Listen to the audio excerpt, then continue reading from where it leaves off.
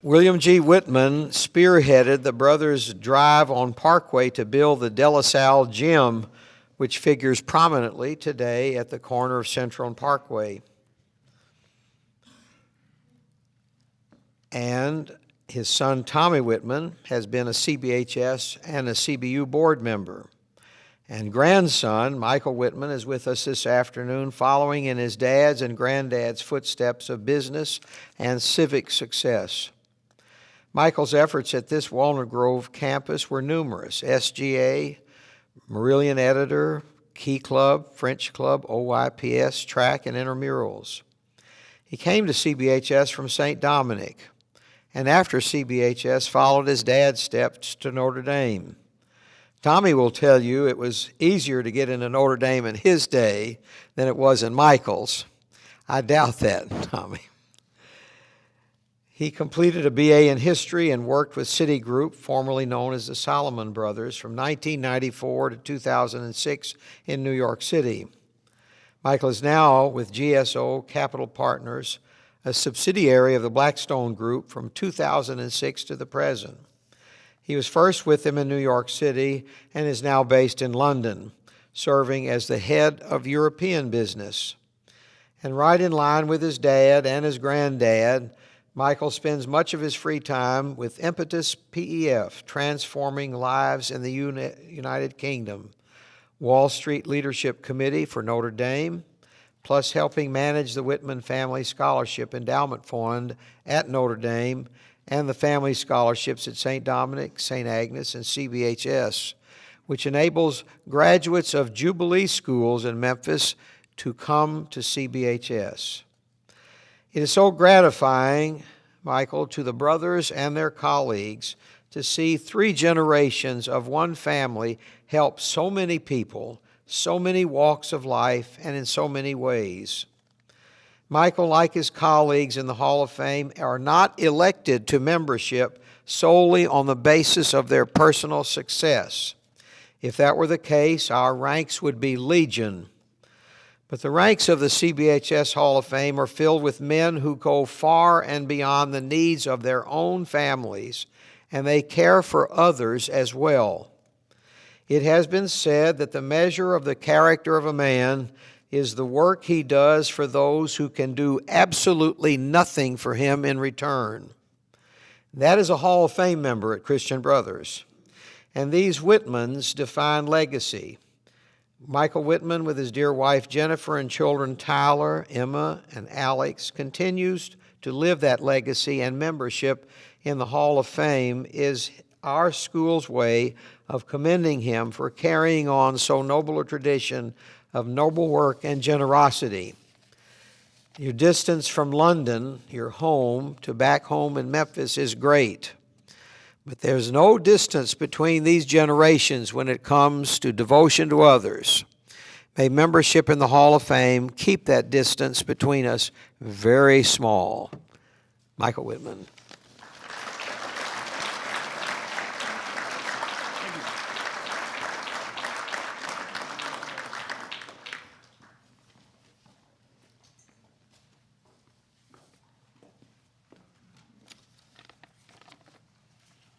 Brothers Joel, Chris, and Ignatius, administration and faculty, fellow Hall of Fame members and inductees, my parents and extended family. Most importantly, my wife Jennifer and our 3 kids. Unfortunately, they're not here today. My wife's recovering from rotator cuff surgery, and my 3 kids would have missed 4 days of school, so it wasn't quite practical. Whoever it was who nominated me for the Hall of Fame, I want to say thank you. I still don't know who it was, but it definitely came as a real surprise to me. So it caused me to reflect on the past 30 years when I enrolled in Christian Brothers in 1986. So I tried to figure out, what is this all about? And the only thing I concluded was there's been a lot of luck involved along the way. What is luck? I thought it was an adage, the expression, luck is what happens when preparation meets opportunity. But I Googled it this morning, and I found out it was a Roman philosopher, Seneca, who actually said that. So Kate Turabian in my English training at Christian Brothers would be proud that I correctly cited that. So what is preparation? Preparation is great fundamentals. And CBHS delivers kids great fundamentals. 90% of the daily skills I utilize really came from high school and junior high school. So I have a lot that I owe to Christian Brothers today. In our business, we have an expression anytime we're evaluating an investment and thinking about margin for error, which is, you don't know what you don't know. So, how good is a CBHS education, and how can one possibly benchmark a CBHS education? Do we really know? Unknowingly and unintentionally, I've run the benchmarking experiment for Christian Brothers. First, I went to Notre Dame, a very national university, so drawing kids from all over the country. Secondly, I moved to New York, spent 12 years there. Again, a very national, international draw with a lot of educational backgrounds.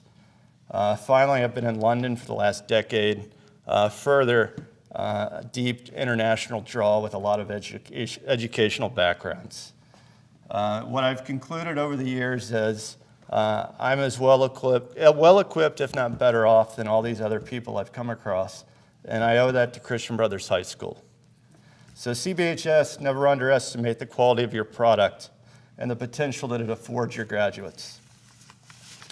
I had the honor and the opportunity to speak to 3 classes on Friday morning, and the topics were all over the map. Everything from living abroad to Brexit to who's your favorite English football team. And there was one question that came up in all 3 classes, which is, what do you use most day to day that you learned at Christian Brothers High School? Which I thought was an excellent question. And there's definitively one thing that I've observed over the years, which is effective communications. So conveying ideas in a very concise fashion. I owe a debt of gratitude to the English department here at Christian Brothers. Bill Gossett, Brother Stephen Shawnoff, Joe Baker, John Lavecchia. I'd be remiss not to acknowledge my mom, who was my she was an English and grammar teacher, and was my informal English department for the 12 years as I was a student. But if you look at today, the humanities and liberal arts are very much out of fashion in today's academic world. These are the soft skills where I think people can really distinguish themselves the most. So developing critical thinkers by perpetuating reading, writing, and effective communications is how CBHS can produce the leaders of tomorrow. So as you think back to the equation of what is luck and preparation meeting opportunity, the second half of the equation is opportunity. I think opportunity is really twofold. You create it for yourself, and that's really an outgrowth of preparation and development. And I think secondly, opportunity is folks getting help from others, getting that nudge in the right direction, someone looking out for you along the way. And it ultimately takes both in life to get by. It's been very evident to me in working that there's no shortage of mistakes, and hard work is always going to overcome those mistakes. And I owe that to Christian Brothers as you think about the dedication and work ethic that allowed me to get over tons of mistakes over the years. I think the other thing I've learned is don't be afraid to make it up as you go. There's no user's manual, so you got to go just figure it out day to day. One thing that we impress upon everyone that I work with is to think big. Competitive advantage in our business is one of our competitive advantages in business is size. So as I look at Christian Brothers, I think the opportunity really exists for CBHS to leverage the scale of its alumni base to facilitate employment opportunities for students and young alumni. There's a latent loyalty that exists. I think in Bill Maher's world, they'd call it network effects out in Silicon Valley. But I think very few places actually possess this loyalty that a place like Christian Brothers actually possesses. So, we have an opportunity as Christian Brothers to really help out both our students as well as our young alumni to get them, help them find that right opportunity in the world and get them off to the right start. And what we'll find is they'll give a lot back to the university. So in closing, I want to say thank you to everyone involved here. If I can do anything going forward, it's really to spread the luck. And whether it's educational or employment opportunities, whether it's for people that come from a deprived background and a less fortunate background, folks at Christian Brothers High School, I'm hoping I can continue to make a positive change in people's life. Thank you.